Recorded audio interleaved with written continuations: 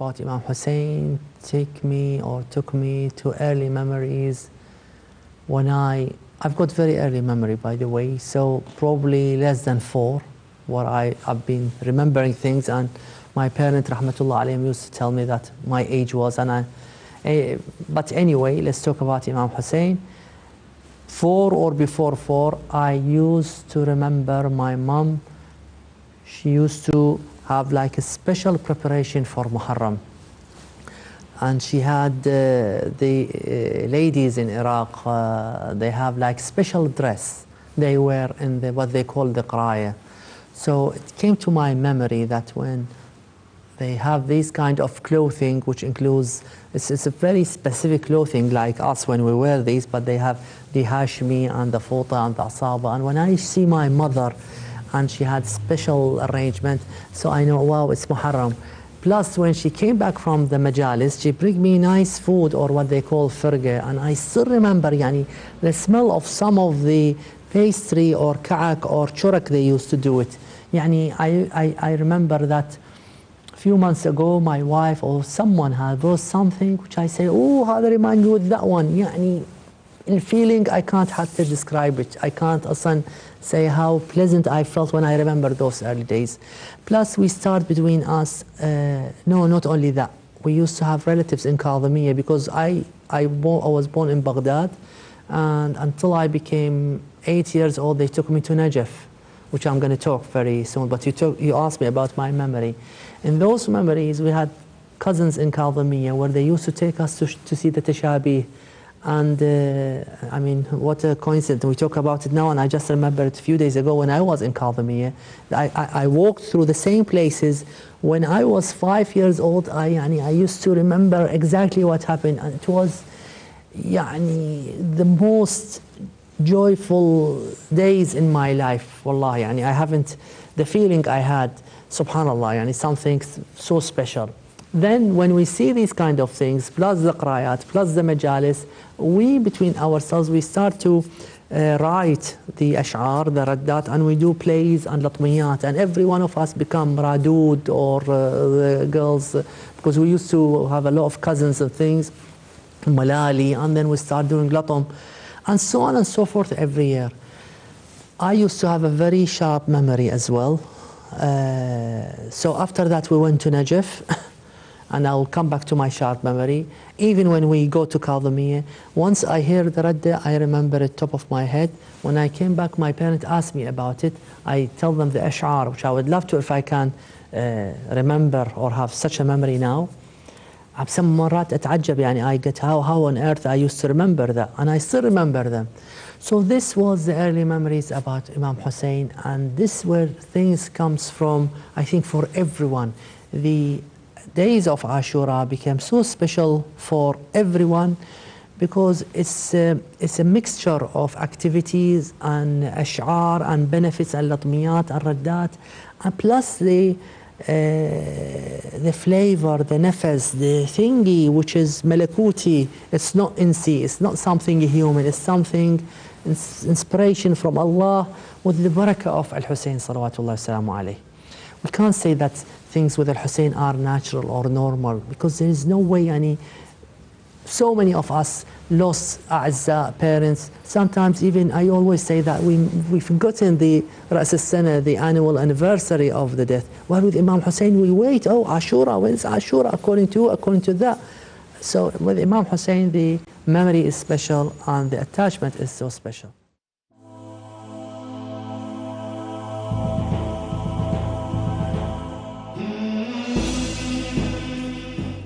Alhamdulillah, my first memory of Imam Hussain was when my parents used to take me to mosque during Muharram especially, and I used to sort of wonder why at that time people were wearing black and all the rest. My earliest memory is when I was 12 years old and I was taken to the Hussainiyas. It is the first time I remembered the majalis and remembered the pain and suffering of a personality in Islam named Imam Hussain. I remember 8 or 9 years old, we used to do latam in the street. I always wondered why people cried for him, but as I grew a bit older, I understood what made him different? I still remember our first recitation was in the ladies' side, where my mum held us up to the mic, and we recited our very first Noha.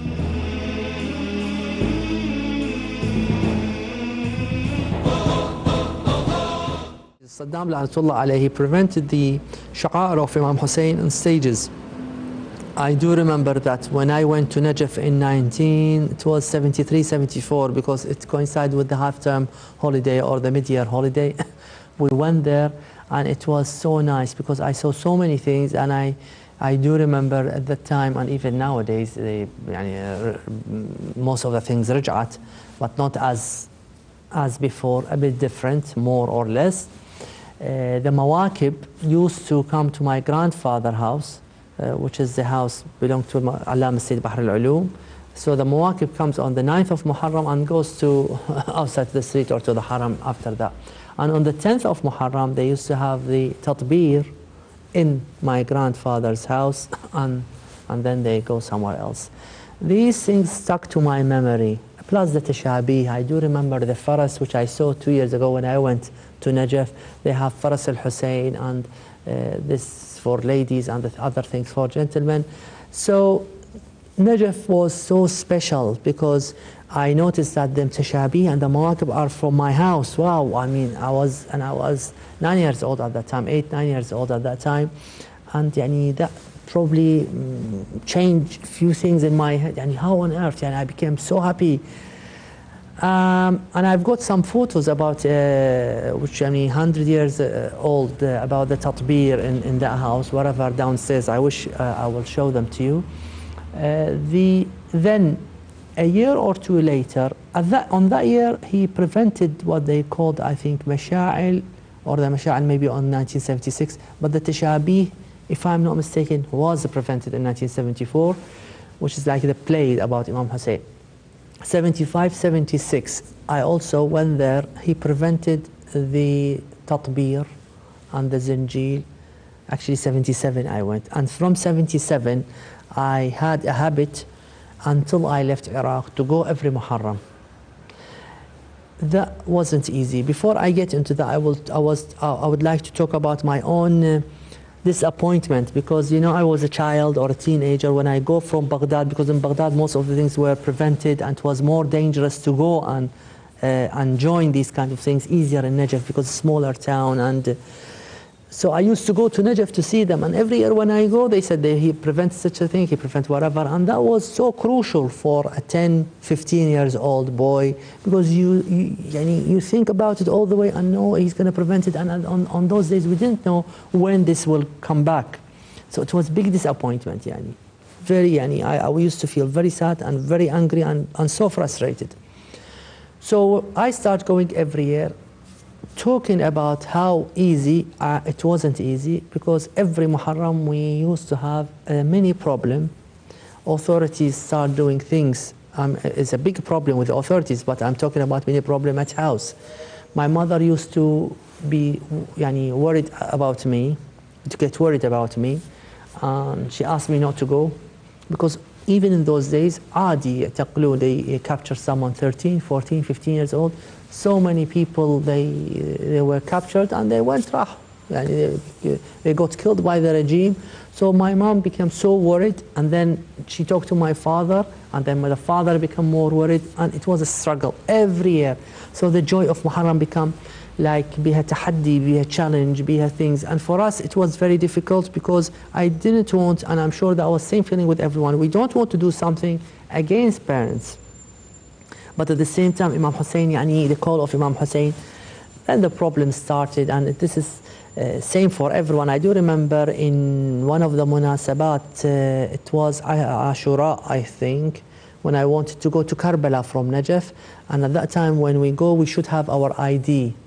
And I just noticed that they took my ID, my parents, they didn't put it in my bag when I went to Najaf, and I got so angry and I cried, but I couldn't do anything, because if you go without ID, you definitely got captured, because بالطريق in the way.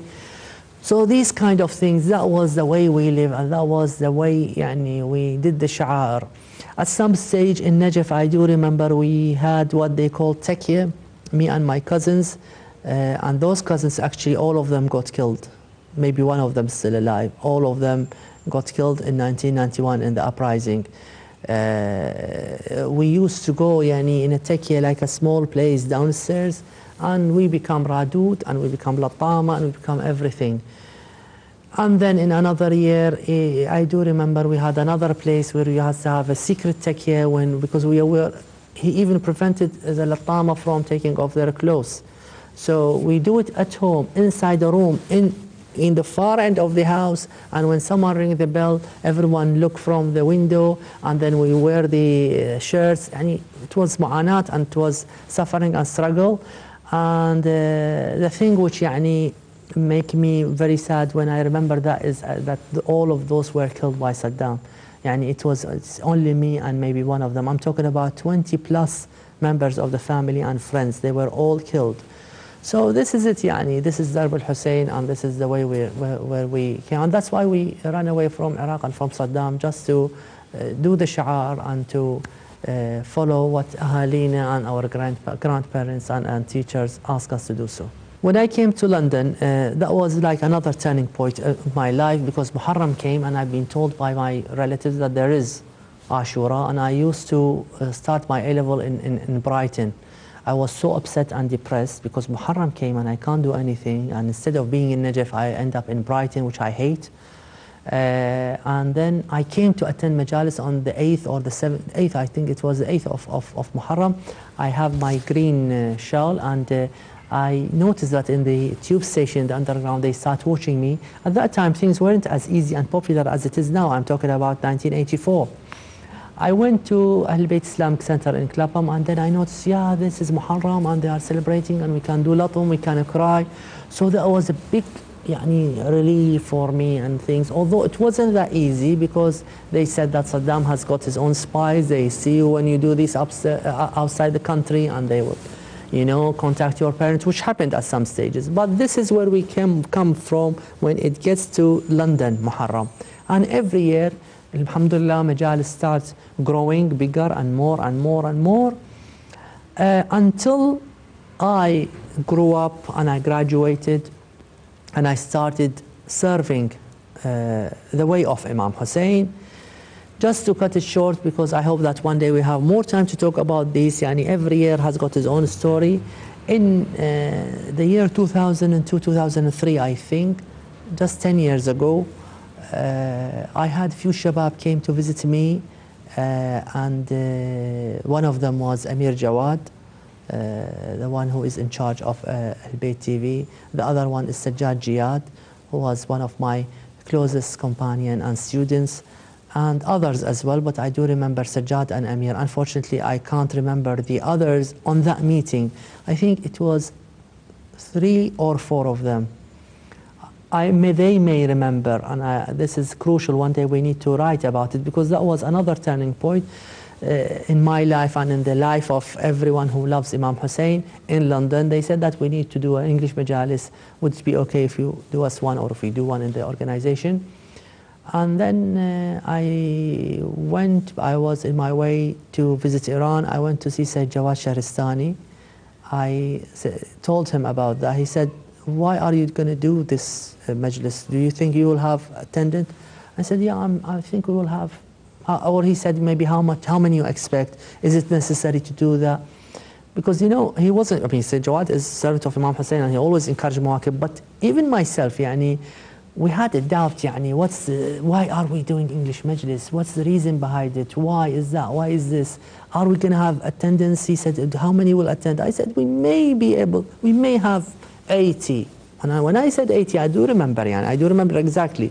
I wasn't even sure about the 80. I haven't lied, but I said, let me say 80, because if it's less than 80, I'm sure Sayyid Jawad will say, why are you wasting your effort? They suggested the name of the Khatib. I asked them about Khatib, because at that time I couldn't imagine, although I've heard of a Khatib who recite in English, who came to Sudbury. I've forgotten his name, but I didn't know who is that. Probably few Pakistani and here and there, they recite in English. They said, no, we had the guy is called Sayyid Mahdi al-Mudarrisi.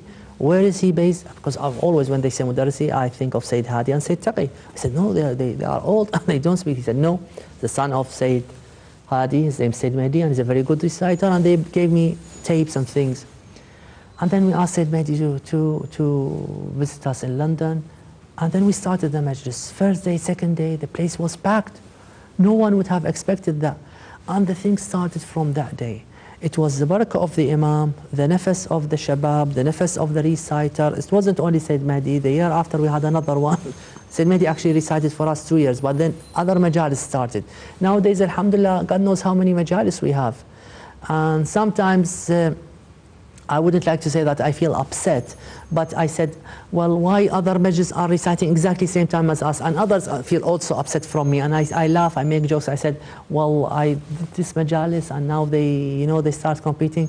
Everyone used to say that this is something we started, and inshallah we'll have the thawab of it, and I'm quite proud that I have the honor of being the servant with the shabab. The shabab, first year we had like 10 of them. I mentioned Amir and Sajjad, but I do remember on that year when we have a big group, it was beautiful years, excellent years, and I still remember them, and I wish every year that if I see that group, we used to have Mustafa Field, Sajjad Al-Hari I think was also with us, Zayd Bahrululoom, Ammar Bahrululoom, Yasser Madani, Ali Mashkoor, first year or second year, I'm not sure, but because he helped us a lot in the majalis. Hassanin Barakah, because Jawadin, brother of Hassanin, came second year, because they were young and they started growing up.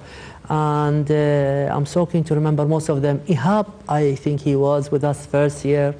And I hope that the rest who I have forgotten their name, they excuse me, because they were all haqiqa rawa. I hope and I wish that the momentum they used to have, they keep it every year. Because alhamdulillah, every year we have like a new group of people. Just this year we're having, mashallah, shabab of how many hayat they became. 2 years ago we had a second majlis, alhamdulillah. Then we had what's called Ya Muslim group, Ya Hussain group, Shabab Muslim, Shabab al-Sibtain. So many hayat, alhamdulillah, which is barakat al-Imam al-Hussain. What I would like to just say before I forget is we had something, unfortunately, happening which we haven't had in Iraq and Iran. In Iraq and Iran, Khidmat al-Imam al-Hussain become like an honor which everyone would like to have it till he die. Here, unfortunately, some of the shabab, they serve for a year or two and then they feel like, well, the excuse is that we want the others to do it. And then they feel, I wouldn't like to say ashamed, but they feel like they can't do what they did the year before. This is a very hard feeling and very it's not right, because we should carry on serving Imam Hussain, and the mawaqib of Imam Hussain is our educational places. It's not just a mawqib for tatbir and zinjil and latam. It's educational place where we need the latama, we need the tatbir, when we need the zinjil, we need the radud, we need the reciter, muhadhir, khatib, speaker. We need different generations of those, because the young are so متحمسين with حب الإمام الحسين. They need someone older, but مو كلش old. Every age is necessary. Those, when they grew up, the young, they've got the experience of running majlis. So when they run away, or we as Ahl Majalis, we feel a bit, the majlis become out of control. Everyone, I think, should take part in those majalis, and everyone who can help should help, whether it's morally, financially, physically. They should do whatever they can for the sake of majalis al-Imam al-Hussain, salamullah alayhi. I asked the shabab when they came to visit me, why do we need the majlis in English? They said, because we don't understand most of the khutaba. And in fact, I did know the answer before they answered my question, because I did what they called in Arabic istifham inkari. I asked them for the sake of just hearing the thing myself, like try to act like a devil's advocate. The majalis, most of them were packed, the Arabic majalis, and they grew accumulatively, والعدد يزيد every year. But the shabab, the children, the boys always used to play outside, sometimes making troubles to neighbors, to whatever, because the child, he gets bored. All of them, they never understood what was going on. Going back to that issue, a year or 2 or 5 before 2003 and 2, we used to have like a crush for the attendant of Majalis in Markaz Ahl al-Bayt, where we have like teachers or assistants explaining and talking about the story of Imam Hussain. But before Imam Jawad Center and before Al Salam, when we started the thingy with Al Bayt Foundation, we realized that there is a big need for the English majalis, and when we started, all of those who were outside the majalis, they attend the majlis. Because unfortunately, our parent or the first generation who the first language is Arabic, they don't realize, and same thing with the Urdu Zaban, with the Pakistani and with the Persian, with the Iranian, they don't realize that their children's first language is not Arabic, not Urdu, not Persian, it's English. So we should deliver the message in English. And the struggle was so strong because people were trying to discourage us from doing so. We took the initiative, and Alhamdulillah, Imam Hussain helped us. And it worked out, and because everyone started understanding the story of Karbala, and this wasn't easy for me and for the rest of the team financially, because I always say the parents used to drop their children, they go and they do tabarru'at with their friends in the older majalis. We end up having children. At some stages, I used to, the majlis finish, I need to go to other majalis, I end up babysitting because they drop their children, we need to wait to them until they finish the majlis and come and pick up their children. So it took us years and years and years to build up the maturity and understanding on the understanding of the importance of those English majalis. And we noticed that after that, the Shabab start understanding the concept, and that's why how we have so many Ruwadis, so many Lattamas, so many speakers. I do remember that in the first 2, 3, 4 years, we used to have a Radud. We never used to have Lattama in English. All of them, they feel shy, embarrassed, they can't do that. Nowadays we had, I wouldn't say fight, but we had ask them, please, and just cool down, 1 hour, 2 hours, Alhamdulillah, Lattama, Shabab are more and more. This year we're having Sheikh Osama Al-Attar. He wondered, he said, what, Alhamdulillah, he was telling me a couple of days ago, Alhamdulillah, say, do you remember in 2005, I used to recite Latmiyat, and we never used to have Latam, which is true. We come in the middle, and Shabab are not doing Latam. Now, Alhamdulillah, I don't know where I put the Latama, we don't have a space. This means that, Alhamdulillah, the message is there.